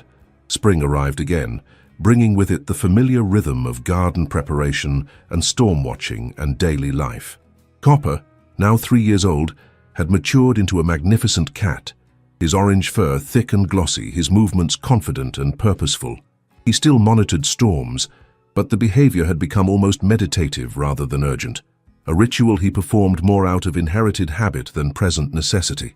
On a Thursday evening in April, almost exactly 3 years since Willa had found the training logs in the basement, a significant storm rolled across the valley. This one was stronger than most, with winds that rattled windows and rain so heavy it sounded like gravel against the siding. Willa was in the kitchen making dinner when Copper appeared beside her, meowing urgently, and for a moment her heart seized with old fear. Was something wrong? Had they missed something in the repairs? But Copper didn't run to the basement door. Instead, he went to the front door and pawed at it, looking back at her expectantly. Confused, Willa followed him. When she opened the door, she saw Coralie standing on the porch soaking wet, one hand pressed to her chest, breathing hard. "I'm sorry," Coralie gasped. "I was checking on the chickens when the chest pain started. I tried to get to my phone, but—" She wavered and Willa caught her, helping her inside. "I'm calling 911, come sit down." The ambulance arrived within 15 minutes, and the paramedics determined Coralie was having a cardiac event, though not a full heart attack. They transported her to the hospital in Albany, and Willa followed in her car, staying with her neighbor through the night while doctors ran tests and adjusted medications. By morning, Coralie was stable, tired but coherent, already complaining about missing her morning egg collection. "You'll collect them for me?" she asked Willa, and Willa assured her she would, that everything would be taken care of, that the only thing Coralie needed to worry about was recovering. It was only later, driving home in the pale dawn light, that Willa realized what had happened. Copper had somehow known Coralie needed help. He'd alerted Willa before Coralie had even knocked, had made sure she opened the door at exactly the right moment. Had he heard something? Coralie's labored breathing, an unusual sound from next door? Or was it something more, some extension of his inherited hypervigilance, his training to notice danger and call for help? She'd never know for certain. But when she got home, she found Copper waiting at the door, and she scooped him up and held him close, overwhelmed with gratitude. "You're still protecting people," she whispered into his fur. "You're still doing what you were born to do." Coralie recovered fully and moved through spring and into summer, with renewed appreciation for each day, each morning's egg collection, each sunset watched from her porch. The incident had frightened her, but it had also clarified things. She wanted to keep living in her house, keep her routines, keep her independence as long as possible. Willa helped coordinate care services, organized a network of neighbors who checked in regularly, made sure Coralie had emergency alert systems in place. And through it all, she reflected on how Copper's inheritance had saved not just her from a flooded basement, but also Coralie from a medical emergency. How Soren's decades of training had created ripples that continued to spread. The summer was hot and dry, typical for the Willamette Valley, and Willa's garden required constant attention. She didn't mind the work. It gave her time to think, to process the year's changes, to consider the literary agent's question about whether she wanted to write a book. She did want to write one, she'd realized. Not just about copper and animal behavior, but about grief and healing, and the ways unexpected connections could transform lives. About how stopping for a muddy kitten under a bridge could lead to understanding a decades-old tragedy, and saving a neighbor's life and building a community that felt like home. She spent evenings on the porch with her laptop, drafting and deleting and drafting again, trying to find the right voice, the right balance between personal narrative and broader themes. Copper supervised from his spot on the porch railing, occasionally offering commentary in the form of chirps and trills that might have been encouragement or might have been complaints about the heat. Either way, his presence helped, his steady companionship a reminder of why she was writing in the first place. By September, she had a rough draft of 3 chapters and a detailed outline for the rest. The literary agent loved what she'd sent and secured a contract with a reputable publisher by November. The process was simultaneously exhilarating and overwhelming, but Willa approached it the way she'd approached the archive project and the foundation repairs and everything else in her new life, one step at a time, with patience and persistence and attention to detail. The 3rd anniversary of finding Copper came and went, marked quietly with his favorite treats and a new toy that challenged his considerable intelligence. 3 years. It felt simultaneously like forever, and like no time at all. Willa thought about who she'd been that February afternoon, stopping on the bridge for a creature in need, and who she was now, settled in a community, engaged in meaningful work, connected to people who mattered. The transformation was complete enough that she could look at that earlier version of herself with compassion rather than frustration, understanding that frozen woman had been doing the best she could with the resources she had. Winter came again, bringing its cycle of storms and cold rains, and each time thunder rolled across the valley, Willa joined Copper at the window for their now familiar ritual. She'd come to love these moments, the shared vigilance, the sense of being part of something larger than herself, a lineage of caring and communication that stretched back through Copper's ancestors to Tabitha and Soren and Ivy, that would extend forward in ways she couldn't yet predict. The book took shape slowly through winter and into spring, each chapter refined and re-refined until it felt true and complete. The publisher scheduled it for release the following fall, which gave Willa time to continue her work with the archive project, while also doing the promotional work books required. Interviews, speaking engagements, social media presence she'd never wanted. but now accepted as part of sharing her story. Through it all, Copper remained her constant companion and inspiration. He'd grown into the role of minor celebrity, with the same dignity he brought to everything else, tolerating admirers at book events and behaving impeccably during photo shoots for the book's cover. But his favorite moments were still the quiet ones, curled in Willa's lap while she edited chapters, supervising her garden work from sunny spots in the yard, monitoring storms from his window with professional interest. The final chapter of the book was the hardest to write. How did you conclude a story that was still ongoing, that would continue beyond the book's publication? Willa struggled with it for weeks before realizing the answer was simple. You didn't conclude it. You simply brought readers to the present moment and left them with the understanding that life continues, that healing is never finished, that the ripples we create persist long after we're gone. She wrote about the house standing strong through another winter, about Copper growing older and wiser, about the community she'd built and the work she'd found meaning in. She wrote about visiting Soren's grave each year on the anniversary of Ivy's death, leaving flowers and photographs of Copper, maintaining that connection. She wrote about James and how his memory had transformed from a source of paralyzing grief into something she could hold gently, with love and sadness and gratitude for what they'd shared. And she wrote about the future, uncertain but no longer frightening, full of possibilities she was brave enough to reach for, about the digital archive growing to include more counties, more stories, about Coralie's memoir nearing completion, about Thora and Maya's upcoming wedding, about the garden she'd plant each spring, the chickens she'd continue caring for, the storms she and Copper would watch together from their window. The book ended with a scene from a spring morning, Willa in her garden while Copper supervised nearby, the sun warm and the air full of birdsong and the scent of blooming fruit trees. It was an ordinary moment, unremarkable except for the profound sense of peace and purpose it contained. This was what healing looked like, Willa wrote, not the absence of grief but the presence of life rich enough to hold both sorrow and joy, the willingness to keep showing up, keep paying attention, keep loving, despite knowing how much it could hurt. When the book published in October, 4.5 years after Willa had moved to Millbrook, it found its audience immediately. Reviews praised its honest examination of grief and its fascinating exploration of animal behavior and inherited learning. Readers wrote to share how the book had helped them process their own losses, understand their own pets differently, appreciate the complex ways trauma and healing could ripple through time. The book tour took Willa to cities across the country: Seattle, Portland, San Francisco, Denver, Chicago, Boston, New York.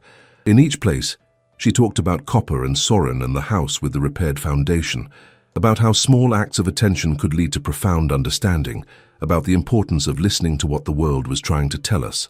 And in each place, people lined up to share their own stories, creating a web of connection that felt like the natural extension of what Copper had started, simply by making strange sounds during storms. Between tour stops, she returned to Millbrook, to her house and garden and chickens, to Copper, who greeted her with his usual dignified enthusiasm, as if she'd been gone for hours rather than days. The routine re-established itself quickly: morning egg collection, work on the archive project, tending the garden, evening hours on the porch watching the sun set over the valley. Copper resumed his supervisory positions throughout the house, his presence steady and comforting, a reminder that some things remained constant even as others changed. The years continued their cycle. Seasons turned. The archive project expanded to 10 counties. Coralie's memoir published to warm local reception. Thora and Maya got married in a ceremony at Catherine and Rob's house, with Copper serving as unofficial ring-bearer, carrying the box in his mouth with surprising solemnity. The book became a regional bestseller, and then unexpectedly a national one, leading to discussions about documentary adaptations and speaking invitations Willa had to carefully select among. Through it all, the house on Oak Ridge Road stood strong, its foundations solid, its rooms full of life and memory and the quiet satisfaction of being exactly what it needed to be. The basement that had once been a place of tragedy held the archive project's growing collection, dozens of boxes containing the carefully preserved stories of people who'd lived and loved and struggled in this corner of Oregon. Ivy's memory was part of that archive now, honored alongside hundreds of others, her brief life given meaning by the ripples it had created. And Copper, approaching his 6th birthday, continued his vigil. He still positioned himself at the window during storms, still made occasional soft vocalizations that carried echoes of Tabitha's trained warnings, still fulfilled the purpose bred into him across generations. But the desperate urgency was long gone, replaced by calm competence, by the satisfaction of a job well done. On a September evening, exactly 5 years after Willa had moved to Millbrook, she sat on the porch with Copper in her lap, watching the first hints of autumn color beginning to show in the valley's trees. The air had that particular quality of late summer turning toward fall, warm but with an edge of coolness that promised change to come. A storm was forecasted for later that night, nothing severe, just the typical early autumn rain. "We've come a long way," she told Copper, scratching behind his ears. "Both of us. You taught me how to listen, and I taught you that you didn't have to carry all that weight alone. Fair trade, I think." Copper purred his agreement, a sound that had become as familiar as her own heartbeat, as essential to her sense of home, as the creaking floorboards and the view of the valley and the collection of memories held in every room. This was the life she'd built from the ruins of her previous one, not a replacement for what she'd lost, but something entirely new, rich and complex, and earned through years of showing up and paying attention and being willing to change. The sun set slowly, painting the sky in shades of rose and gold and deep purple. Stars began emerging in the darkening east. The storm was still hours away, but Willa could smell it on the wind, that distinctive scent of approaching rain. Copper lifted his head, scenting it too, alert but not alarmed.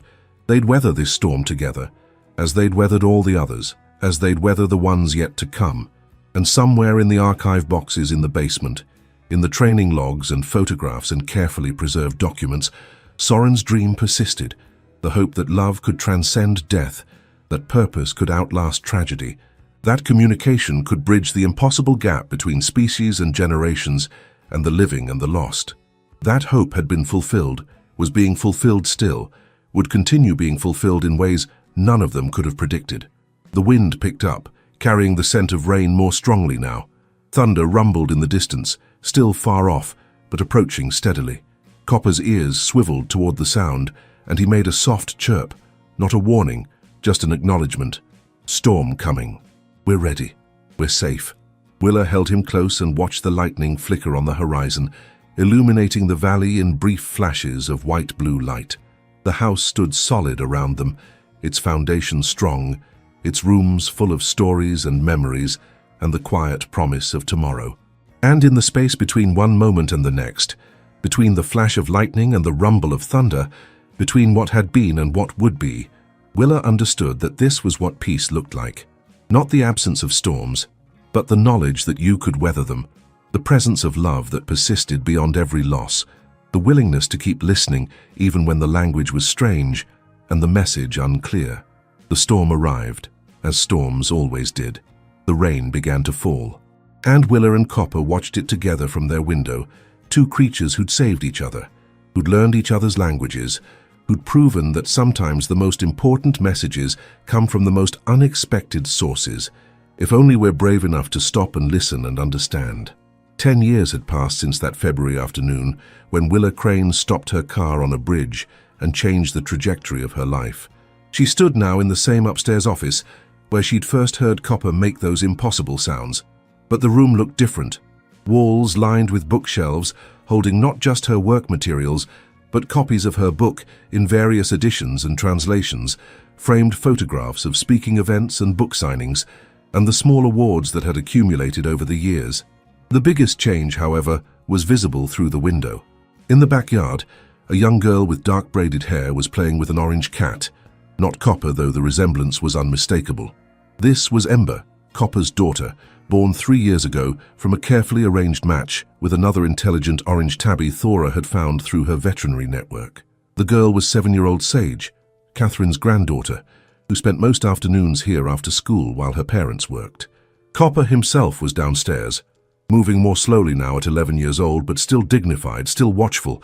He spent his days in sunny spots, occasionally supervising Ember's training sessions with the same serious attention he'd once brought to storm watching. Because yes, Willa had continued Soren's work, teaching Ember the same vocalizations, the same alert behaviors, keeping the lineage alive not out of necessity, but out of respect for what it represented. The house had become something of a pilgrimage site for people who'd read the book. Not constantly. Willa had been careful to protect her privacy, but regularly enough that she'd gotten used to finding small gifts on the porch. Cat toys mostly, sometimes flowers. Once a beautiful hand-carved wooden cat that now sat on her mantel. The visitors came to see the house where it had all happened, to meet Copper if they were lucky, to stand in a place where grief had been transformed into something beautiful and lasting. The digital archive project had expanded beyond anything Willa had imagined. It now covered 15 counties, with over 50,000 documents digitized and accessible online. Bernard had retired 2 years ago, and Willa had taken over as director, managing a team of 12 employees and dozens of volunteers. The archive had received national recognition and grant funding that ensured its continuation for decades to come. Soren and Ivy's story was part of that archive, carefully preserved and contextualized, visited by researchers studying everything from local history to animal behavior to the nature of grief. Coralie was still next door, now 87, and moving carefully, but still sharp as ever. Her memoir had been followed by a second book about aging and independence, and she'd become a minor celebrity in gerontology circles. She still kept chickens, new ones now, as the original flock had passed on, and Willa still helped with their care, a routine so ingrained it felt essential rather than optional. They had coffee together every Sunday morning, a ritual that had persisted through seasons and years, through small health scares and big celebrations, through the ordinary accumulation of shared time that defined real friendship. Thora and Maya lived in Corvallis with their 2 adopted children, but they visited often, and Thora still consulted on Ember's training. She'd written several papers about inherited behavior in cats, using Copper's lineage as a case study, contributing to scientific understanding of how learning could persist across generations. The work had earned her recognition in veterinary and behavioral science communities, had opened doors to research positions at major universities. But she'd chosen to stay in Oregon, in a small practice where she could focus on individual animals and their stories, rather than just their symptoms. Catherine and Rob had moved to a smaller house in town after their sons went to college, but they remained central to Willa's life. The weekly family dinners had continued without interruption for 10 years now, a consistency that had anchored Willa through book tours and interviews, and all the ways her life had expanded beyond what she'd expected. Catherine had been right about everything, Willa reflected, about moving back to Millbrook, about the healing power of community, about how time and connection could transform grief into something bearable and eventually even beautiful. The foundation of the house had remained solid through a decade of Oregon weather. Dale Morrison checked it annually, always pronouncing it sound, always refusing payment despite Willa's protests. "You're keeping Soren's story alive," he'd say. "That's payment enough." The basement still held archive materials, but Willa had also created a small memorial space in one corner, photographs of Ivy and Soren, of Tabitha and her descendants, of the house through different eras. It was private, not open to visitors, just a place where Willa could sit sometimes and feel the weight of history and connection, the way one life touched another in patterns too complex to fully map. Outside, Sage's laughter rang clear in the autumn air. Willa watched as Ember responded to the girl's call, trotting over with tail high, accepting treats for successfully completing some training exercise. The sight filled Willa with complicated emotions, joy at the continuation of Soren's work, melancholy for the passage of time, gratitude for the richness of the life she'd built. Copper's influence extended now to a new generation, both feline and human, teaching lessons about attention and communication and the possibility of understanding across seemingly impossible divides. James would have loved all of this, Willa thought. He would have been fascinated by the science, delighted by the community connections, proud of her book and its impact. She still missed him, but the missing had transformed into something gentler over the years, more like the ache of an old injury than a fresh wound. She wore his wedding ring on a chain around her neck now, rather than on her finger, a shift that had felt significant when she'd made it 3 years ago. Not forgetting, not replacing, just acknowledging that she was living a different life now, one he would have wanted for her. There had been other relationships over the years. Nothing serious, nothing that threatened the equilibrium she'd established, but enough to remind her that she was still capable of connection, still interested in the possibility of companionship. She was content with that, open to what might come, but not desperately seeking it, comfortable enough in her solitude that partnership would have to offer something genuinely additive rather than just filling space. The storm that had been forecasted for evening was beginning to manifest, clouds gathering in the west, the light taking on that particular quality that preceded rain. Willa felt the familiar anticipation, the Pavlovian response she'd developed over years of storm watching with Copper. She went downstairs and found him in the living room, already positioned at his favorite window, Ember beside him in perfect mimicry of his posture. "Storm coming," Willa said, settling onto the couch nearby. "You two on duty?" Copper made a soft chirp, his version of acknowledgement. Ember watched him, learning, absorbing the ritual and responsibility. When the first thunder rolled across the valley, both cats remained calm, alert, but not alarmed, monitoring rather than warning. There was no danger here, not anymore, but the instinct persisted, and Willa had decided that was fine. Let them keep their vigil. Let them maintain their purpose. It hurt nothing and honored everything. Sage came in from the backyard as the rain began, cheeks flushed from playing, and settled on the floor between the two cats. She'd heard the story countless times, about Copper's sounds during storms, about the flooded basement and the repairs, about Soren and Tabitha, and the legacy of cats trained to call for help. It was part of her family history now, woven into her understanding of the world, teaching her lessons about attention and compassion and the importance of listening to what seemed strange or inexplicable. "When I grow up," Sage announced, as she had many times before, "I'm going to train animals too, maybe dogs or horses, animals that can help people." "That's a wonderful goal," Willa told her. "The world needs people who pay attention to what animals are trying to tell us." They sat together watching the storm, 3 humans and 2 cats, connected by bonds of blood and choice and the strange accidents that brought lives together. Lightning flashed, illuminating the valley in stark white light, and thunder followed close behind. The house stood firm around them, its foundations solid, its rooms full of memory and meaning, its future stretching forward in ways Willa couldn't predict, but no longer feared. This was the gift Copper had given her, she understood. Not just the warning about the basement or the story that became a book, but the fundamental lesson that life persisted, that purpose could be found in unexpected places, that love took forms you couldn't anticipate. He'd taught her to pay attention, to investigate rather than assume, to believe that strange behaviors often carried meaning if you were patient enough to decode them. And now, in the autumn of his life, he was passing that knowledge forward, to Ember, to Sage, to the countless readers who'd been touched by his story, to everyone who'd learned from his example that communication could bridge impossible distances if both parties were willing to try. The rain intensified, drumming against the roof and windows, and Willa thought about all the storms she'd weathered in this house, both literal and metaphorical. The early ones, when Copper's vocalizations had frightened her, and she hadn't understood what he was trying to say. The middle ones, during the foundation repairs, when she'd lived elsewhere but dreamed of coming home. The recent ones, when storm watching had become meditation rather than crisis, a shared ritual that marked time and season and the comfortable rhythms of a life well lived. Tomorrow she had a video interview scheduled with a documentary crew, making a film about human-animal communication. Next week she'd speak at a conference about digital archives and community history.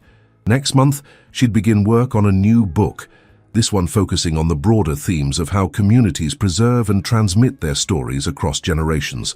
The work continued, evolving and expanding, building on the foundation, literal and metaphorical, that had been laid over these 10 years.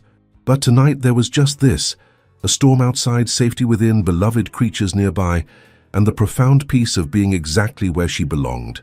Copper shifted on the windowsill, and Ember moved with him, mirror images separated by generations, but united in purpose. Sage reached out to pet them both, and they leaned into her touch, purring contentment. Outside, the storm raged on. Inside, there was warmth and light and love that persisted beyond every loss.